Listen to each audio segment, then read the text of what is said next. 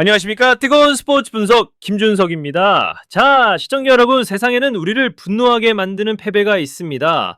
하지만 때로는 그 어떤 승리보다 값진 우리를 번쩍 깨어나게 만드는 패배도 존재합니다. 바로 어제 중국에서 벌어진 충격적인 사건이 그렇습니다. 중국의 18세 이하 국가대표팀이, 다시 한번 말씀드립니다, 국가대표팀이 대한민국의 한 프로구단 산하 유소년 팀, 바로 인천 유나이티드의 대건고등학교 팀에게 무릎을 꿇었습니다. 그것도 수많은 홍관중이 지켜보는 자신들의 안방에서 우승 트로피를 눈앞에 두고 말입니다. 스코어는 1대2. 하지만 오늘 우리가 파헤쳐 볼 것은 이 숫자가 아닙니다. 이것은 단순한 패배가 아닙니다. 이것은 따끔한 경고이자 뼈아픈 일침입니다. 선수 개인이나 감독 한 명을 향한 것이 아닙니다. 바로 중국 축구라는 거대한 시스템 전체에 뺨을 후려친, 정신이 번쩍 들게 만드는 한 방이었습니다. 오늘 이 충격적인 패배 뒤에 숨겨진 시스템의 민낯을 낱낱이 파헤쳐 보겠습니다. 자, 그럼 중국 바오토우에서 대체 무슨 일이 있었던 걸까요? 대한 조르제비치 감독이 이끄는 중국 U18 대표팀, 앞선 두 경기에서 무려 10골을 몰아치며 2연승을 질주했습니다. 그야말로 파죽지세였죠. 하늘을 찌를 듯한 기세로 한중일 교류전 마지막 경기에 나섰습니다. 우승까지 필요한 건 단지 무승부, 최소한 비기기만 해도 우승컵은 자신들의 차지였습니다.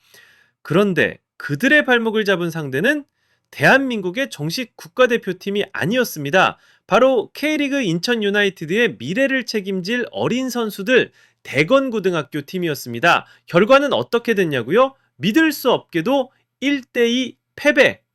다 잡았던 우승컵을 자신들의 안방에서 대한민국의 고등학생들에게 그대로 넘겨주고 만 것입니다. 이것은 단순한 이변이 아닙니다.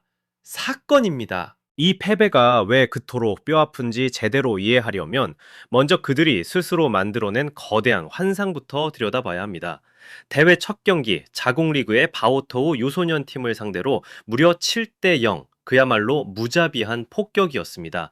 이어서 열린 두 번째 경기, 일본의 강호로 꼽히는 시미즈 에스펄스 U18팀마저 3대0으로 완파해버립니다. 두 경기에서 10골을 넣고 단 한 골도 실점하지 않았습니다. 자, 이쯤 되니 분위기가 어떻겠습니까? 중국 현지 언론과 팬들은 흥분하기 시작했습니다. 우리 아이들이 달라졌다, 아시아 최강의 자리가 보인다며 잔뜩 기대감에 부풀어 올랐죠. 선수들 역시 마찬가지였습니다. 하늘을 찌를 듯한 자신감으로 마지막 경기에 나섰습니다. 우승컵은 이미 자신들의 것이라 굳게 믿었을 겁니다. 하지만 바로 그 순간 그들이 쌓아올린 모래성이 한순간에 무너져 내린 것입니다. 그런데 시청자 여러분, 저는 단언컨대 이 1패가 앞선 2승보다 100배, 1000배는 더 가치 있다고 봅니다. 왜냐고요? 그저 그런 상대들을 꺾으며 얻은 승리는 그들의 헛된 자신감, 그 환상에 기름을 붓는 격이었을 뿐입니다. 아무런 교훈도 발전도 없었습니다. 오히려 이렇게 체계적이고 조직적이며 날카로운 진짜 강팀, 바로 대한민국의 대건고를 만나 처참하게 무너져 봐야만 그동안 화려한 스코어로 애써 감추고 외면해왔던 자신들의 진짜 실력, 그 민낯을 비로소 마주할 수 있게 되는 겁니다. 중국 언론의 표현 그대로 이 패배가 스스로 현실을 직시하게 만든 것입니다. 시청자 여러분, 바로 이 지점이 오늘 분석의 심장부입니다. 하이라이트입니다. 단순히 선수 한두 명의 실력 차이, 컨디션 난조? 아닙니다. 이것은 국가 대 국가의 대결이 아니었습니다. 이것은 바로 유소년을 키워내는 방식, 즉 두 나라의 시스템과 시스템이 정면으로 충돌한 시스템의 전쟁이었습니다. 한쪽을 보시죠. 중국의 시스템은 전형적인 중앙집권적 엘리트 시스템입니다. 14억 인구 중에서 가장 잘한다는 아이들을 모두 긁어몹니다. 국가대표라는 이름 아래 장기간 합숙 훈련을 시키고 국가의 모든 지원을 쏟아붓습니다. 말 그대로 국가가 동원할 수 있는 모든 힘을 한 곳에 집중시킨 최고의 결과물을 만들어내려 한 것입니다. 당의신받. 자, 그럼 그 상대였던 우리 대건고는 어떻습니까? 대한민국의 시스템은 분산적 경쟁 시스템입니다. 대건고는 K리그 시스템을 떠받치는 수많은 톱니바퀴 중 단 하나일 뿐입니다. 이 선수들이 지금 당장 대한민국 18세 이하 선수 중 최고의 선수들이라고 그 누구도 장담할 수 없습니다. 더 뛰어난 재능들이 다른 K리그 유스팀에서 혹은 주말 리그에서 지금 이 순간에도 치열하게 경쟁하며 성장하고 있습니다. 그런데 결과가 무엇을 말해줍니까? 대한민국의 시스템, 그 작은 부품 하나가 중국이 국가의 힘을 총동원해 만들어낸 완제품을 그냥 박살 내버린 겁니다. 이것이 바로 중국 언론 스스로가 인정한 참혹한 격차의 실체입니다. 이것은 K리그 프로구단 유스 시스템의 평균 수준이 중국 축구 전체가 쥐어짜낸 최고 수준을 이미 훌쩍 넘어섰다는 그야말로 충격적인 증거입니다. 한 클럽의 유스팀이 한 국가의 대표팀을 이긴다는 것. 이것은 시스템의 완벽한 승리라고밖에 설명할 길이 없습니다. 보니즈 개저팀. 그렇다면 이 시스템이라는 경은 실제 그라운드 위에서는 어떤 증상으로 나타났을까요? 굳이 우리가 분석할 필요도 없습니다.